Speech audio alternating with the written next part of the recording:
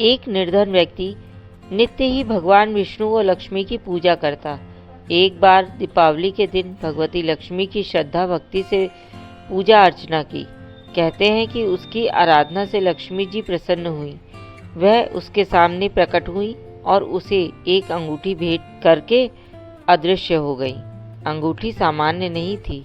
उसे पहनकर जैसे ही अगले दिन उसने धन पाने की कामना की, उसके सामने धन का ढेर लग गया। वह खुशी के मारे झूम उठा। इसी बीच उसे भूख लगी तो मन में अच्छे पकवान खाने की इच्छा हुई। कुछ ही पल में उसके सामने पकवान आ गए। अंगूठी का चमत्कार मालूम पड़ते ही उसने अपने लिए आलीशान बंगला, नौकर चाकर आदि तमाम सुविधाएं प्राप्त कर ली। वह भगवती लक्ष्मी की कृपा से प्राप्त उस अंगूठी के कारण सुख से रहने लगा। अब उसे किसी प्रकार का कोई दुख, कष्ट या चिंता नहीं थी। नगर में उसके बहुत नाम हो गया। एक दिन उस नगर में जोरदार तूफान के साथ बारिश होने लगी। कई निर्धन लोगों के मकानों के छप्पर उड़ गए। लोग इधर उधर भागने लगे। एक बुढ़िया उसके बंगले में आ गई।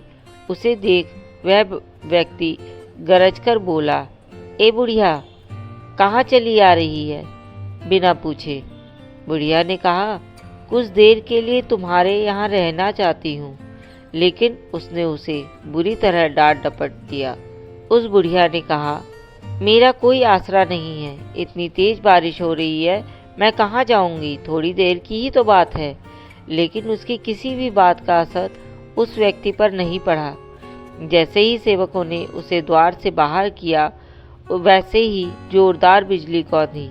देखते ही देखते उस व्यक्ति का मकान जलकर खाक हो गया। उसके हाथों की अंगूठी भी गायब हो गई।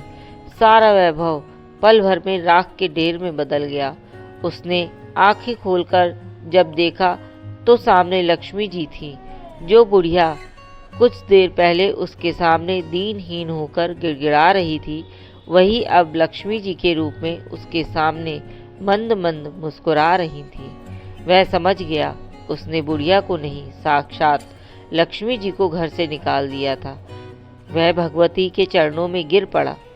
देवी बोली, तुम इस योग्य नहीं हो। जहाँ निर्धनों का सम्मान नहीं होता, मैं वहाँ निवास नहीं कर सकती। यह कहकर लक्ष्मी जी उसकी आंखों से ओझल हो गई।